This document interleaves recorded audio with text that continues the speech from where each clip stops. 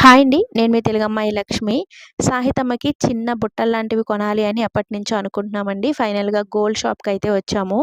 ఇక్కడ 2, 3 గ్రామ్స్‌లో చాలా మంచి మంచి మోడల్స్ చిన్న చిన్న బుట్టలు చాలా ఉన్నాయండి. అయితే ఇవి మనం పెట్టుకుంటాం కదా! వెనకాల సీల తిప్పుకునే టైపు.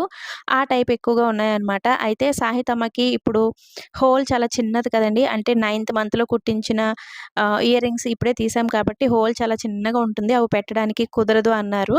అందుకని వెనకాల తీగ చుడతారు కదండీ! ఆ టైపే తీసుకున్నాను. ఇక్కడ ఒక పాపిడి బుట్ట అయితే చూసానండి. చాలా బాగా నచ్చింది. 9 గ్రామ్స్ ఎంతో ఉంది. 90,000 వరకు పడుతుంది అన్నారు.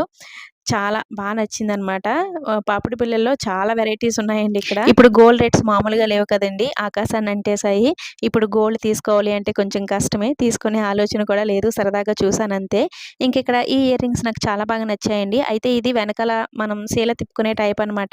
సాహితమ్మకి ట్రై చేశాను కానీ అసలు అవ్వట్లేదు. చిన్న హోల్ కదండీ! వెళ్ళట్లేదు. అందుకని ఈ విధంగా తీగ టైప్‌లోనే తీసుకున్నాను. వెనక్కి ముడి వేస్తారు కదా! ఆ టైప్ అనమాట. అయితే సాహితమ్మకి ఇవి పెట్టిన వెంటనే మళ్ళీ తీసేయవలసొచ్చిందండి. మార్చేసాము. ఇక్కడ ఇయర్ రింగ్స్ పెడుతున్నారు కదండీ! ఆయన ఒక మిస్టేక్ అయితే చేశారు. అదేంటంటే వెనకాల తీగ ఎక్కువుంది అని అవి కట్ చేసేసారనమాట. కట్ చేయడం వల్ల ఏంటంటే వెనకాల ముడి వేయడానికి ఎక్కువ తీగ అయితే లేదండి. పైకంట వెళ్ళిపోయాయన్నమాట ఇవి. అందుకని వెంటనే మళ్ళీ తీసేసి కొత్తవి తీసుకున్నాను. ఇంకిక్కడ సాహితమ్మకి పట్టీలు కూడా తీసుకున్నానండి. పాత పట్టీలు మార్చేసి కొత్తవి తీసుకున్నాను. ఈ చిన్ని మినీ వ్లాగ్ నచ్చితే లైక్ ఇచ్చి వెళ్ళడం అస్సలు మర్చిపోవద్దు ఫ్రెండ్స్. Thanks for watching.